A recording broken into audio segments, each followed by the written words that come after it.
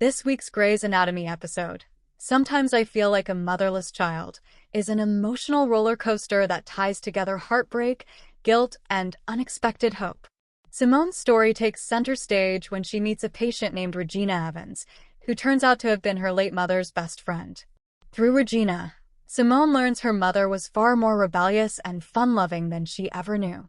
But just as the two connect, Regina suddenly dies during treatment, leaving Simone devastated and reigniting a spark of compassion from her ex, Lucas, who offers her comfort. Meanwhile, Dr. Quan proves once again that he'll go above and beyond for his patients. When a diabetic single mother, Mercedes, misses her appointments out of fear of ICE agents, Quan and Jules bring medical care straight to her home. Dr. Bailey steps in to help save Mercedes' foot and uses the moment to criticize a broken system that forces people to choose between health and safety. A tender moment between Jules and Mercedes' son hints at a possible new love connection, and even Winston seems to take notice. Elsewhere, Joe and Link face deep personal and spiritual questions after a patient's traumatic birth story reveals Joe's surprising religious side. Their debate about faith takes a backseat when Joe's water suddenly breaks. The Joe-Link twins are finally on the way. And in a fun behind-the-scenes tidbit, Grey's Anatomy star Kate Burton, Ellis Grey, revealed she was once Jodie Foster's landlord while they were both at Yale, praising the Oscar winner's incredible talent and legacy. Don't forget to like and subscribe for more Grey's Anatomy recaps and news. Hey lovely viewers, welcome to our channel Grey's Anatomy Official. Your official Grey's Anatomy recap, Season 22, Episode 5. As our omnipotent overlord Meredith Grey informs us in this week's voiceover on Grey's Anatomy, there's always one patient who can change everything for a doctor, someone who leaves them with a change in perspective or with whom they have a powerful emotional connection. And based on Simone's, Quan's, and Joe's experiences in Sometimes I Feel Like a Motherless Child, Mare is proved correct. Isn't she always? Simone's taking a ride on a real roller coaster of emotions. What a way to end a shift, huh? Simone is almost ready to wrap things up and hand off her patients to Lucas. But when Lucas is late, Aunt Amelia is in Boston, apparently, so there's no one to kick him out the door. Weber assigns Simone to do the workup on recently transferred patient Regina Evans, who is suffering from congestive heart failure, renal failure, and hospital-acquired pneumonia. She is annoyed at first by her ex's tardiness, but that changes when Simone notices that one of Regina's personal photos she has set up around the room is of Simone's mother, Denise. Simone is obviously taken aback. Not only is she meeting someone who knew her mother better than almost anyone, but Regina, also pretty shocked to be face-to-face with her best friend's daughter, starts telling her stories of their crazy, rebellious teenage years, such as sneaking pot into a concert by a tribe called Quest and staying all night, only to receive some serious lectures from Mama Joyce, Simone's granny. Simone's overwhelmed with conflicting emotions. Her father always described her mother as a serious, straight-A student, and now she's learning that wasn't the full story. It's as if she's getting to know her mother for the first time. As is tradition at Grey Sloan Memorial, the situation with Regina gets much more complicated. She has an aneurysm. It's not emergent. They schedule a surgery to remove it the next day, but it is concerning. Still, the wait gives Simone and Regina more time to chat, and before long, Simone confesses that she and her sister aren't close because Ebony blames her for their mother's death. Simone blames herself too. She made her mother a statistic, she tells Regina. Regina rejects all of this. Of course, it wasn't Simone's fault, but she understands the weight of that guilt. She's been carrying it around too. Toward the end of Denise's pregnancy, Regina got a dream offer to study at a prestigious culinary institute in Paris. She was going to wait until after Denise gave birth, but Denise told her to go. If she had been there, maybe she would have pushed harder for the doctors to pay attention to what was happening. She begs Simone to let her carry that burden of guilt and to go live her life to the fullest. It's what her mother would have wanted. Just as they are having this emotional breakthrough, Regina's oxygen drops. She codes, and as hard as Simone and Lucas fight to bring her back, there is nothing they can do. Regina dies, and Simone is left devastated. If we're looking for any sort of silver lining to Simone's wild and emotional few hours, it could be that seeing how hurt Simone is after losing Regina and how overwhelmed she is after so many of her mommy issues are stirred up, Lucas remembers that despite the breakup of their relationship, he still cares about her. He takes some time off from his Brudathon to offer her a ride home. She declines, but the fact that he offers, that he has softened his steely post-breakup feelings, is a sign that maybe these two can find a way to get along again. Kwon's doing house calls now. If there's one thing we know that will stand the test of time with this generation's batch of young Grey's Anatomy residents, it is that Benson Kwon will forever and always have a soft spot for single moms. We mean that in an empathetic, typically medical-related way, or maybe not. You never know.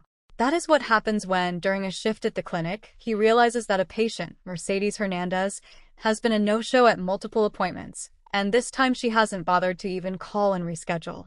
Mercedes, who has Crohn's and diabetes, has also missed her prescription refill, and without keeping her blood sugar in check, she's at risk for a whole lot of complications. Something about it just doesn't sit right with Kwon, and as the clinic closes down for the night, he decides to make a little house call and brings Jules, who really just needed a ride home after a long day, along for the ride. Kwon has a spidey sense that lets him know when single moms are in trouble. When he and Jules arrive at Mercedes' house, she can't even get up from her couch, and her mother and young son Javi are scared. When Kwon sees that not only does she need an insulin shot, but that she also has a nasty diabetic infection on her foot that has made one of her toes necrotic to the point that it falls off her foot when touched, he wants to get her to the hospital before she loses her whole leg. Mercedes refuses. She's heard there are ICE agents waiting around the hospital, she's had a cousin taken off the street, and she has no idea where they've put him. Her status was revoked just a few months ago, and now she's terrified that she'll disappear too. She is so scared. She won't leave her house even if it means putting her life at risk. It is infuriating. Kwon calls for backup, and Bailey arrives with a fully stocked ambulance so that they can treat Mercedes right outside of her house. Bailey and Kwon are able to save Mercedes' foot and make her promise to have someone pick up her meds from now on. But just because there's a happy ending medically speaking, it doesn't mean Bailey isn't upset. She's angry that this is the current state of things, in which people are going to die because they are living in fear that they'll be ripped away from their families. It's cruel, she says. It's inhumane. She's also not just a little bit annoyed that Kwon and Jules went rogue with a patient. She's proud of them for going above and beyond, but reminds them this is a fireable offense, if she wanted it to be. For now, it'll just be a warning with a big ol' thank you attached. Bailey.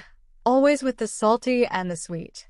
Hey, on the less life-threatening end of things, Jules winds up spending a lot of time with Mercedes' young son Javi and his velociraptors, Benito and Josh. Javi, like many kids in his situation, is scared every day that his mom might be taken away from him.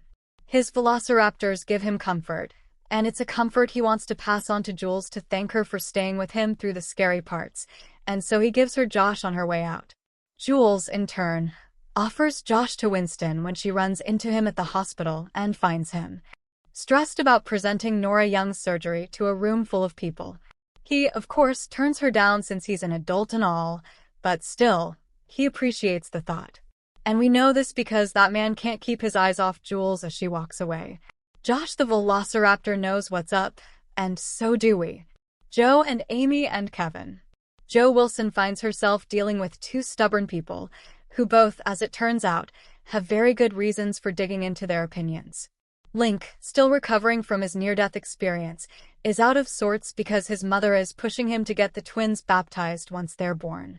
Link isn't religious, and he doesn't want to baptize his kids into a religion he doesn't believe in. Scout's not baptized either. Jo doesn't mind the idea of getting the kids baptized, and in a surprise to everyone including Link and all of us in the audience, Jo is kind of religious.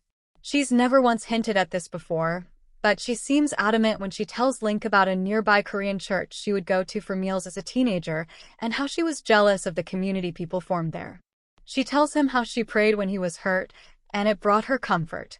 It's all well and good, but does feel a little out of nowhere. Meanwhile, Link, just as confused as the rest of us, tells his wife about a church group who would visit him and the other kids in the cancer ward when he was young and make sure they knew God was watching over them. Even as a kid, Link questioned how this could be true if children were dying. And he certainly doesn't see God in what's happening in the world now with the planet burning and people starving. He hated it when that group came around. He also reminds Jo that there are other ways you can find your community. Alas, these two will have to table this discussion. Jo is dealing with a high-maintenance patient. Amy is in labor, and she refuses to change her birth plan, a vaginal birth with no medication, even when Joe discovers the baby is breech.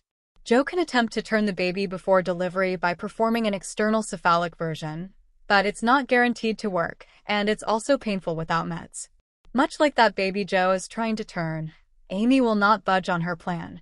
There comes a point where there is nothing else Joe can do for Amy if she won't let her be her doctor and do what she thinks is best. Amy calls out for her husband, Kevin, only to reveal that Kevin died 3 months ago. Surely, Amy must feel like her life is out of her control, so being so strict about her birth plan, controlling this situation, makes a lot of sense. Amy tells Joe about her husband, and Joe reminds her that this baby is a part of him too. The reminder works, and Amy hands the reins over to her doctor. Joe delivers a healthy baby girl. Joe's time with Amy was a reminder that sometimes in life things are simply out of your control, and as she and Link head home, she is surprised to find that her water has broken.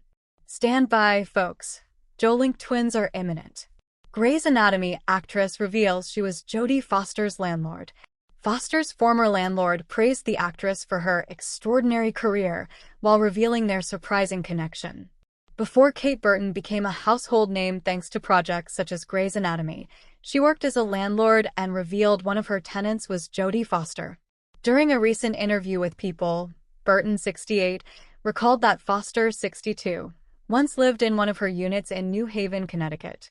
She was my tenant at Yale. I was her landlord because she was an undergraduate and I was a graduate student. Burton, who appears as Ellis Grey on the ABC medical drama, said of Foster. Foster found success as a child star and even earned a Best Supporting Actress Oscar nomination for her role in the 1976 movie Taxi Driver. However, she took a break from Hollywood to further her education at Yale in 1980. The Hotel Artemis actress studied African American literature, and she graduated magna cum laude in 1985 while reflecting on Foster's talent. Burton told the outlet, "She was the most incredible child actor that has ever existed, and she's got an extraordinary career. She's a beacon to a lot of actors, and particularly child actors who know that there's a world out there for them." Burton continued of Foster's impact in the entertainment industry. Foster continued to pursue acting when she graduated from Yale, and she even won the Best Actress Award at the Oscars for 1988's The Accused and 1991's The Silence of the Lambs.